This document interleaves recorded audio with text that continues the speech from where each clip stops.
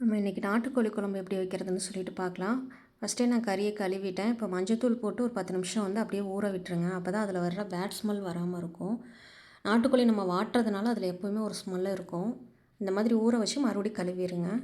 First வந்து கொஞ்சம் குக்கரில் எண்ணெய் ஊற்றிட்டு கடுகு சோம்பு போட்டுட்டு கருவேப்பிலை போட்டுட்டு கறி அதில் போட்டு நல்லா பிரட்டி விட்ருங்க. மூடி போட்டிங்கன்னா அதில் பாட்டுக்கு தண்ணி வந்துட்டுருக்கும். கறியில் இருக்க தண்ணி எல்லாமே வந்து வெளியில் வந்துடட்டும். காலை வந்து நாட்டுக்கோழியில் உங்களுக்கு பிடிக்காது அப்படின்னும்போது சமைச்சிட்டு கூட சாப்பிடாம விட்டுருங்க. ஆனால் வந்து கால் போட்டுக்கணும். எப்படி நம்ம ஆட்டுக்கால்லாம் நம்ம சாப்பிட்றோமோ அந்த மாதிரி நாட்டுக்கோழி வந்து பார்த்திங்கன்னா காலில் வந்து அவ்வளோ சத்து இருக்குது. அதனால் வந்து சமைச்சிட்டு உங்களுக்கு பிடிக்கலன்னா எடுத்து போட்டுருங்க. இப்போ பார்த்திங்கன்னா தண்ணி வந்துருச்சு வெளியில். இப்போது கரம் மசாலாவும் சிக்கன் மசாலா மட்டும் கொஞ்சம் சேர்த்துக்கோங்க. இது எல்லாமே நம்ம வறுத்தரைச்ச மசாலா தான் அடுத்து நம்ம போட போகிறது எல்லாமே. இப்போ அந்த மசால் போட்டு ஒரு பெரட்டி விட்டு மூடி போட்டு மூடிடுங்க. அதுக்குள்ளே நம்ம வறுக்கிற மசாலாம் வந்து பார்த்துட்டு வந்துடலாம் வாங்க. உப்பும் அதிலே போட்டுருங்க.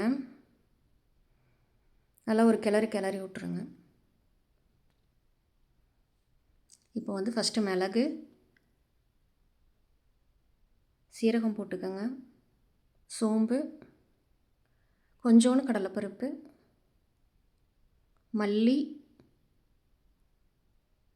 கிளறிட்டு அதுக்கப்புறம் வந்து வரமிளகா போடுங்க. வரமிளகா ஃபஸ்ட்டே போட்டிங்கன்னா தீஞ்சிரும்.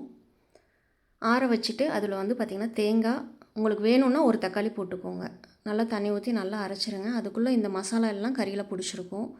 நம்ம அரைச்சி வச்சுருக்க மசாலா எடுத்து ஊற்றி கொஞ்சம் வந்து கொத்தமல்லி தழை மேலே போட்டு உப்பு தேவையான அளவு உங்களுக்கு காரம் வேணும்னா நீங்கள் மிளகாய் சேர்த்து போட்டுக்கலாம். கொத்தமல்லி தழை மட்டும் தூவி நீங்கள் வந்து ஒரு 2 விசில் வச்சு எடுத்துகிட்டு சூப்பராக இருக்கும் குழம்பு. வச்சு சாப்பிட்டு பாருங்கள். நெஞ்சு சளியெல்லாம் இருந்துச்சுன்னா அப்படியே எல்லாமே வந்து பார்த்திங்கன்னா உங்களுக்கு சரியாயிடும்.